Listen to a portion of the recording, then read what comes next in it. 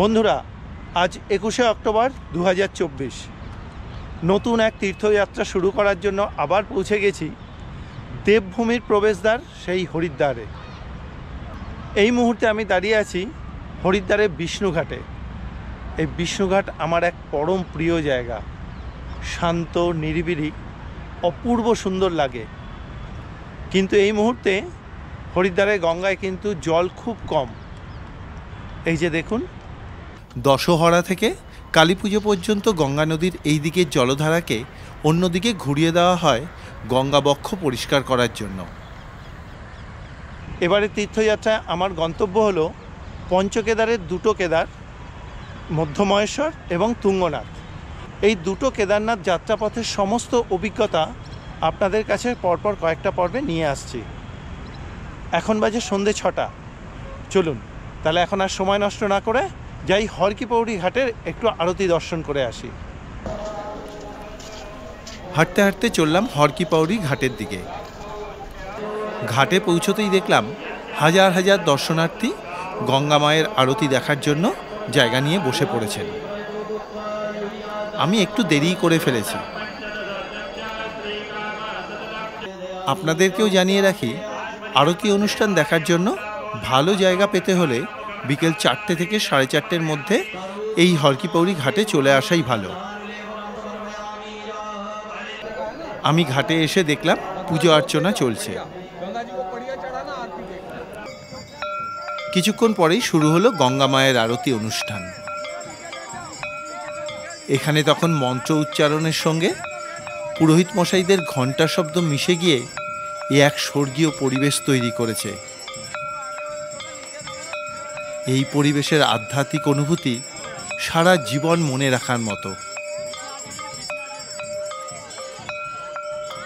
শত শত মানুষ এই সুন্দর মুহূর্তগুলোকে মোবাইল ক্যামেরায় বন্দী করে নিচ্ছেন স্মৃতি হিসেবে ধরে রাখার জন্য।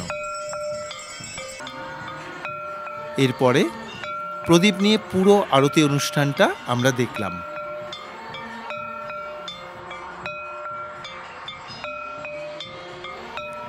সত্যি এই সমস্ত মুহূর্তগুলোই আমাদের জীবনে সবথেকে স্মরণীয় মুহূর্ত হয়ে থাকে।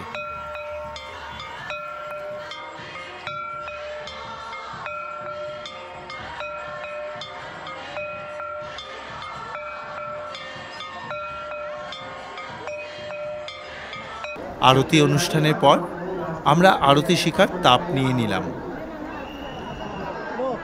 এই অক্টোবর মাসের শেষের দিকে হরিদ্বারে এসে দেখতে পাচ্ছি এখানে এখন বাঙালি পর্যটকের সংখ্যা বেশি।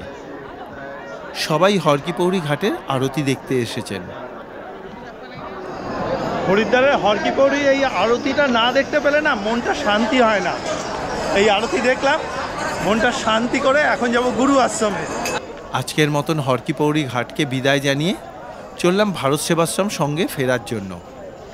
ফেরার পথে দেখলাম সন্ধেবেলা ঘাট চত্বর একদম জমজমাট হয়ে উঠেছে। হরকি পৌড়ি ঘাটের এই সন্ধ্যা আরতি আপনাদের কীরকম লাগলো অবশ্যই কিন্তু একটা কমেন্ট বক্সে আপনাদের মতামত জানাবেন। এটা আমার তরফ থেকে আপনাদের কাছে একটা অনুরোধ রইল। হেঁটে আস্তে আস্তে হরিদ্বারের গলিপথের মার্কেট দেখে এগিয়ে চললাম। ভারত সেবাশ্রম সঙ্গে পৌঁছে রাতে প্রসাদ গ্রহণ করে সোজা ঘুম। সুপ্রভাত বন্ধুরা, আজকে 22শে অক্টোবর 2024। এখন আমি হরিদ্বার ভারত সেবাশ্রম সংঘ থেকে বেরিয়ে যাচ্ছি। সামনেই বাস স্ট্যান্ড, সেই বাস ধরে আজকেই যাব প্রথমবারে উত্তরকাশী। তাহলে চলুন যাওয়া যাক। হরিদ্বার ভারত সেবাশ্রম সঙ্গে থাকার ব্যবস্থা নিয়ে আমি এর আগেই একটা ভিডিও তৈরি করেছি। ডেসক্রিপশান বক্সে তার লিঙ্ক দিয়ে দিলাম, প্রয়োজন হলে দেখে নিতে পারবেন। আমি গুরু মহারাজকে প্রণাম জানিয়ে বেরিয়ে পড়লাম। আশ্রমে গেট থেকে বেরিয়েই মেন রাস্তায় উঠে বাঁদিকে কিছুটা এগোলেই বাস স্ট্যান্ড। আমি সকাল 6:30 নাগাদ আশ্রম থেকে বেরিয়ে বাস স্ট্যান্ডে আসতেই দেখলাম লাইন দিয়ে বাসগুলো দাঁড়িয়ে আছে। সরাসরি উখিমঠ যাওয়ার বাস আরও আগে বেরিয়ে যাওয়ায় আমি রুদ্রপ্রয়াগ যাওয়ার একটা বাসে উঠে পড়লাম।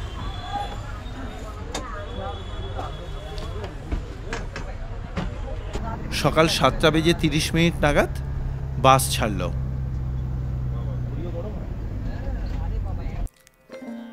এই বাসে যেতে যেতে আমি ওই দূর পাহাড়ের ওপরে থাকা মনসা মাকে প্রণাম জানালাম। ওই পাহাড়টাই হলো মনসা পাহাড়। এবারে আমরা হরিদ্বার ঋষিকেশ হাইওয়ে ধরে এগোতে থাকলাম। যাওয়ার পথে এখান থেকে হরিদ্বারের অপূর্ব সৌন্দর্যকে দেখতে দেখতে হরিদ্বারকে এবারের মতন বিদায় জানালাম। এই বাসে করে আমরা এখন যাব প্রায় 162 কিলোমিটার দূরে রুদ্রপ্রয়াগ। সময় লাগবে প্রায় 6 ঘন্টা মতো। দেখতে দেখতে আমাদের বাস ঋষিকেশ ছাড়িয়ে পাহাড়ি পথ ধরল। পাহাড়ের একদিকে খাড়া দেয়াল আর অন্যদিকে নিচ দিয়ে বয়ে চলা গঙ্গা নদী, আর দূরে ওই ঢেউ খেলানো পাহাড়ের সারি। এই ভোরের আলোতে কি অপূর্ব সুন্দর লাগছে, দেখতেই তো পাচ্ছেন। হিমালয়ের এই সৌন্দর্যের জন্যই দেশ বিদেশ থেকে মানুষজন ছুটে আসে তার কাছে। নীল আকাশের নিচে পাহাড়ের এত সুন্দর গঠনশৈলী দেখতে দেখতে আমি মোহিত হয়ে গেলাম। কি তার রূপ! আমি নিষ্পলক দৃষ্টিতে এক মনে সেই সৌন্দর্যকে উপভোগ করতে থাকলাম। দেখতে দেখতে আমাদের বাস প্রায় 3.5 ঘন্টা পর বেলা 10:30টার সময় 100 কিলোমিটার পথ পেরিয়ে দেবপ্রয়াগে পৌঁছল। এই দেবপ্রয়াগেই বদ্রীনাথ থেকে আসা অলকানন্দা নদীর সাথে গঙ্গোত্রীর থেকে আসা ভাগীরথী নদীর সঙ্গম হয়ে গঙ্গা নদী নাম হয়ে সামনের দিকে এগিয়ে গেছে। এখানে প্রভু শ্রী রামচন্দ্র ব্রাহ্মণ হত্যার পাপ থেকে মুক্তি পেতে সাধনা করেছিলেন। এই পুণ্যভূমি নিয়ে আমি এর আগে আর একটা ভিডিও তৈরি করেছি, তার লিঙ্কও আমি ডেসক্রিপশন বক্সে দিয়ে দিলাম।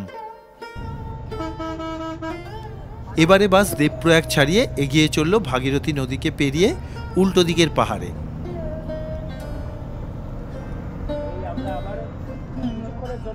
এরপরে আমাদের চলার পথে ডান দিক দিয়ে বয়ে চলেছে অলকানন্দা নদী।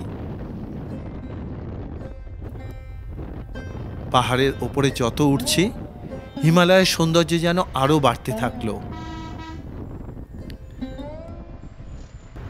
এইভাবে বেশ কিছুক্ষণ চলার পর অলকানন্দা নদীকে পেরিয়ে এলাম। এরপরে আমাদের বাদিক দিয়ে বয়ে চলেছে অলকানন্দা নদী। এইভাবে পথ চলতে চলতে আমরা চক্রতীর্থ শ্রীনগর চলে এলাম। এই শ্রীনগরে কমলেশ্বর মহাদেব রয়েছেন। এই পুণ্যভূমিতে স্বয়ং বিষ্ণুদেব এবং প্রভু শ্রী রামচন্দ্র মহাদেবের জন্য তপস্যা করেছিলেন। এই তীর্থভূমি নিয়ে আগেই আমি একটা ভিডিও তৈরি করেছি, সেটার লিঙ্কও আমি ডেসক্রিপশন বক্সে দিয়ে দিলাম। এই শ্রীনগরে বাস কিছুক্ষণ দাঁড়ানোর পর আবার ছেড়ে দিল। এরপরে আমরা দূর থেকে অলকানন্দা নদীর মধ্যে ধারী মায়ের মন্দির দেখে নিলাম। নীল আকাশের নিচে ঢেউ খেলানো পাহাড় আর সামনে বয়ে চলা এই অলকানন্দা নদীকে দেখতে দেখতে আরও কিছুটা যাওয়ার পর পৌঁছে গেলাম রুদ্রপ্রয়াগে। বাস থেকে লাগেজ নামিয়ে নিলাম। এখন বাজে বেলা 1:30। যে বাস আমাদেরকে রুদ্রপ্রয়াগে নামিয়ে দিল। এবারে রুদ্রপ্রয়াগ থেকে আমরা শেয়ার গাড়িতে যাব উখিমঠ। ওই সামনেই গাড়ি আছে, শেয়ার গাড়ি। চলুন যাওয়া যাক। বাস যেখানে নামালো ঠিক তার উল্টো দিকেই জিপ স্ট্যান্ড। গাড়িতে মালপত্র তুলে দিলাম। এই রুদ্রপ্রয়াগে খাওয়ার বেশ কিছু হোটেল আছে, তবে আমরা ঠিক করলাম উখিমঠে পৌঁছে তবেই খাওয়া দাওয়া করব। আমাদের গাড়ি 2:15 সময় ছেড়ে দিল। এবারে গাড়ি রুদ্রপ্রয়াগ বাজার ছাড়িয়ে কেদারনাথ যাওয়ার বাঁদিকের রাস্তা ধরল। এই রুদ্রপ্রয়াগেই অলকানন্দা নদীর সাথে মন্দাকিনী নদীর মিলন ঘটেছে। সঙ্গমে রয়েছে নারদ শিলা। সেখানেই ঋষি নারদ সাধনা করে মহাদেবকে তুষ্ট করেছিলেন। রয়েছে রুদ্রনাথ মহাদেব মন্দির। আমরা বাঁ দিকে মন্দাকিনী নদীকে রেখে এগিয়ে চললাম। এই দিকের পথের শোভাও অকল্পনীয় সুন্দর। যেতে যেতে মাঝে পড়ে ঋষি অগস্ত্যের সাধনাস্থল। জায়গাটার নাম তার নামের সঙ্গেই রাখা হয়েছে, অগস্ত্য মুনি। এখানে তার সাধনাস্থলে মন্দির তৈরি করা হয়েছে। এইভাবেই পথ চলতে চলতে এখন বাজে 3:40। এই উখিমঠ বাস স্ট্যান্ডে এসে পৌঁছলাম। আমাদের প্ল্যান ছিল প্রথমবারে উখিমঠে থাকবো আজকের রাত্রিটা, কিন্তু হাতে সময় আছে। আমরা এখান থেকে এখনই চলে যাব হচ্ছে রাশিগাঁও, কারণ ওখান থেকে আমাদের হাঁটা শুরু হবে।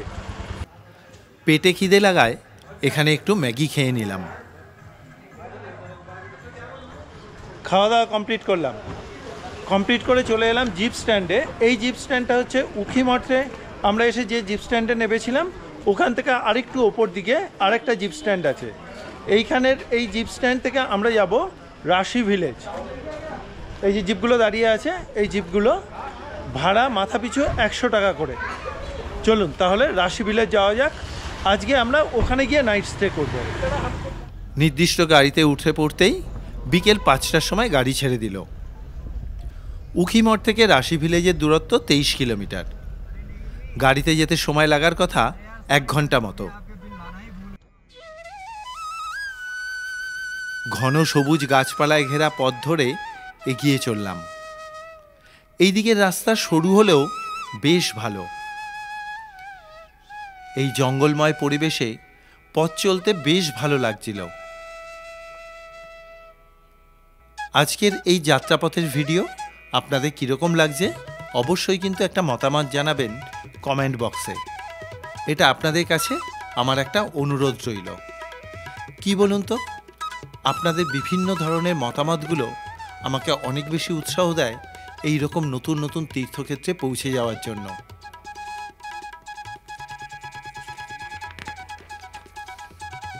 আস্তে আস্তে দূরে ওই পাহাড়ের পেছনে সূর্যদেব অস্ত যেতে শুরু করলো। আর তখন পুরো আকাশ জুড়ে আলাদা এক রূপ ফুটে উঠল। অপূর্ব সুন্দর লাগছিল তখন এখানকার পরিবেশ। এইভাবেই জঙ্গল পথে যেতে যেতে আরও একটু বাদেই আকাশটা আরও রঙিন এবং মোহময়ী হয়ে উঠল।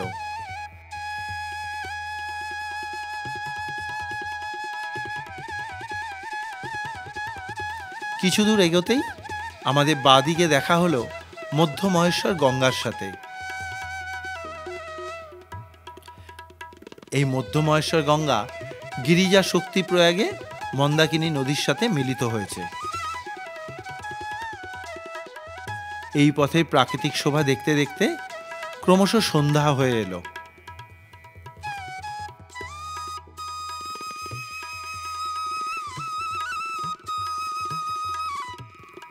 শেষ মুহূর্তেও সূর্যদেব তার রক্তিম আলোর ছটা ছড়িয়ে তার সৌন্দর্য বুঝিয়ে দিচ্ছেন। আর আমাদের গাড়ি তার নিজস্ব আলো জ্বালিয়ে অন্ধকার ভেদ করে এগিয়ে চলল।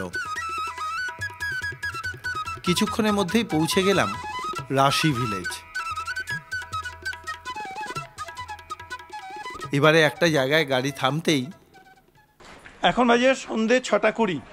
এই এখন এসে পৌঁছলাম রাশি গ্রামে। এই গাড়ি নামালো আমাদেরকে এই যে এখানটাতে। এই হচ্ছে আমাদের গাড়ি।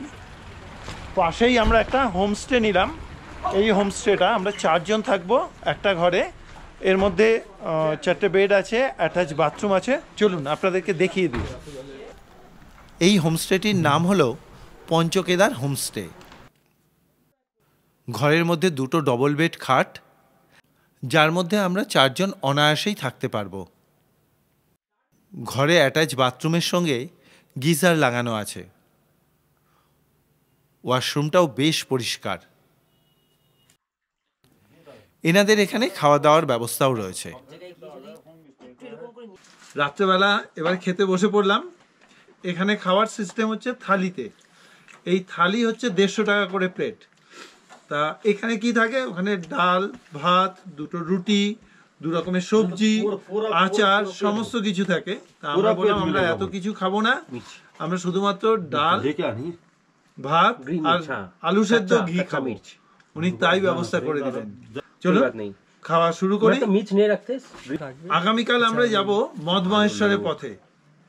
আজকের মতন এখানেই শেষ করলাম।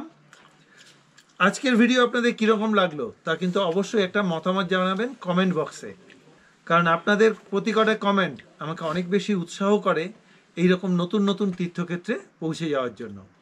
তাহলে আজকের মতন শুভরাত্রি, সবাই ভালো থাকবেন, সুস্থ থাকবেন।